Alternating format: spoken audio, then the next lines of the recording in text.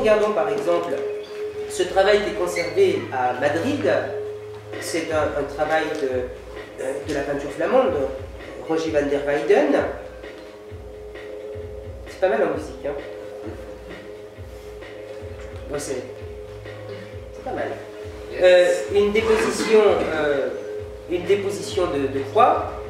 Le Christ est porté par Joseph d'Arimathie, qui est l'homme qui lui donnera son tombeau, un bourgeois qui donne le tombeau, parce que le Christ est pauvre, il n'a pas de tombeau, si vous voulez, dans Jérusalem.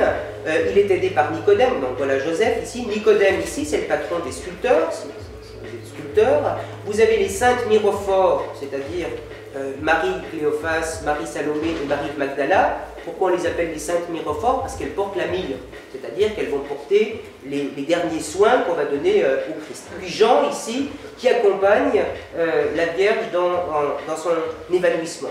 Alors formellement, vous voyez que c'est bien réussi parce qu'il y a une sorte de copier-coller entre la descente du corps du Fils et puis l'évanouissement de la mère. Vous voyez qu'il y a une reprise qui est très poétique.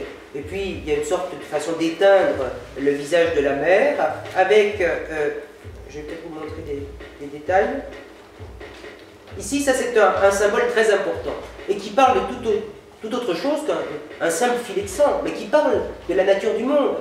C'est ici la plaie de la mort qui va rejoindre la plaie de la vie pour en fait couler et nourrir le Golgotha. En hébreu, le Golgotha, ça veut dire le crâne. Il y a toujours un crâne représenté, et c'est censé être le crâne d'Adam.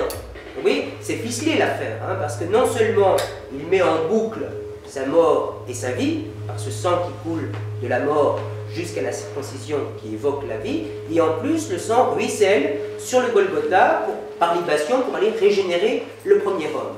Alors vous voyez, on est dans un système qui est extrêmement cohérent, où l'image sacrée parle du monde et commande le monde. Si vous regardez un petit peu regardez, c'est assez beau la façon dont Van der Weyden fait toucher on sent qu'il y a un mouvement où la main de la Vierge ici peut toucher le crâne d'Adam. Hein. Il y a vraiment une sorte de répercussion entre le Christ, la Vierge, sa maternité et puis le crâne. L'idée ici c'est très post-identitaire, on se sert du champ post-identitaire aujourd'hui dans les arts contemporains. Là la post-identité c'est que c'est finalement Bethléem qui appelle le Golgotha, c'est le début qui appelle la fin. C'est ce que les chrétiens appellent l'alpha et l'oméga. Mais ce que je veux vous faire comprendre c'est que ce n'est pas tant la morale qui était véhiculée ici, qu'une certaine vision du monde.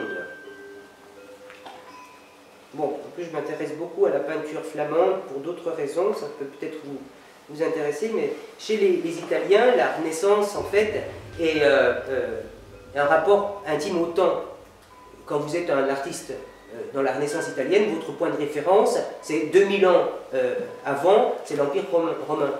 Quand vous êtes en Flandre, votre point de référence, c'est quoi? C'est le duché de Bourgogne, où les Van Eyck et autres étaient déjà associés. Donc finalement, c'est pas il y a 2000 ans, c'est pas avant-hier, c'est hier.